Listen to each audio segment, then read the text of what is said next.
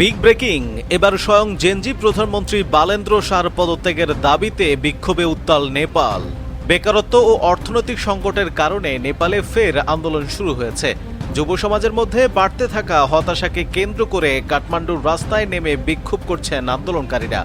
আন্দোলনে প্রধানমন্ত্রী বালেন্দ্র শাহর পদত্যাগের দাবি তোলা হয়েছে। আন্দোলন ঘিরে গত 3 দিনে 2 জনের মৃত্যু হয়েছে। গুরুতর আহত অবস্থায় চিকিৎসাধীন আরও একজন। জেনজি নেপাল সংগঠনের দাবি, বালেন্দ্র শাহর সরকার জনবিরোধী ও স্বৈরাচারী শাসন চালাচ্ছে। সংগঠনের দাবি, সাম্প্রতিক বাজেট ও সরকারি নীতিতে যুবকদের কর্মসংস্থান বা আর্থিক নিরাপত্তা নিশ্চিতের মতো কোনো বাস্তব পদক্ষেপ দেখা যায়নি।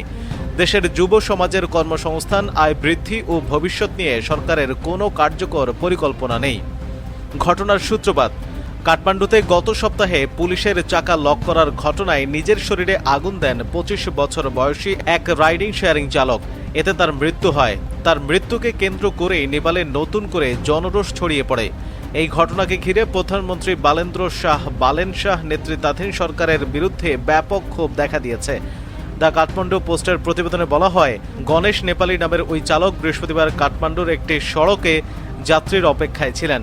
এ সময় পুলিশ এসে হঠাৎ তার মোটরসাইকেলের চাকায় লক লাগিয়ে দেয়। প্রত্যক্ষদর্শীদের ভাষ্য অনুযায়ী প্রতিবাদের মরিয়া পদক্ষেপ হিসেবে তিনি নিজের শরীরে পেট্রোল ঢেলে আগুন ধরিয়ে দেন। গুরুতর দগ্ধ অবস্থায় তাকে হাসপাতালে নেওয়া হলেও শুক্রবার তিনি মারা যান। তার মৃত্যুর পর দীর্ঘদিনের সরকারি নীতি ও প্রশাসনিক আচরণ নিয়ে জমে থাকা ক্ষোভ আরও তীব্র হয়ে ওঠে। দেশটির তরুণ প্রজন্ম, বিশেষ করে জেনজি নাগরিকরা আবারও কাঠমান্ডুর রাস্তায় নেমে ঘটনার জবাবদিহির দাবি করছেন। মাত্র 1 বছরেরও কম সময় আগে বিপুল সমর্থন নিয়ে নির্বাচিত হওয়া সরকারের কাছে তারা এর দায় নির্ধারণের আহ্বান জানাচ্ছেন। রোববার রাজধানীর সিংহ দরবার সচিবালয়ের সামনে শত শত মানুষ বিক্ষোভে অংশ নেন। তাদের হাতে থাকা প্ল্যাকার্ডে লেখা ছিল, গরিবের উপর নির্যাতন বন্ধ করো এবং মানবাধিকারকে সম্মান করো। বিক্ষোভকারীরা অবৈধ গ্রেফতার বন্ধ এবং বালেন্দ্র শাহর প্রশাসনের উচ্ছেদ অভিযানে বাস্তুচ্যুত বস্তিবাসীদের জন্য আশ্রয়েরও দাবি জানান। বালেন্দ্র শাহর কঠোর অবস্থান, নেপালি গণমাধ্যমের তথ্য অনুযায়ী 2022 সালে বালেন্দ্র শাহ কাঠমান্ডুর মেয়র নির্বাচিত হওয়ার পর থেকেই মহানগর পুলিশের কঠোর অভিযান বেড়েছে। তার প্রশাসন বিশেষ করে ফুটপাত ও অনানুষ্ঠানিক বাজার উচ্ছেদ এবং নদীর তীরবর্তী বস্তি সরিয়ে দেওয়ার নীতির জন্য পরিচিত। এসব উচ্ছেদ অভিযান বহুবার সহিংস সংঘর্ষের জন্ম দিয়েছে এবং শহরের দরিদ্র জনগোষ্ঠীর প্রতি প্রশাসনের আচরণ নিয়ে জনমনে উদ্বেগ সৃষ্টি করেছে।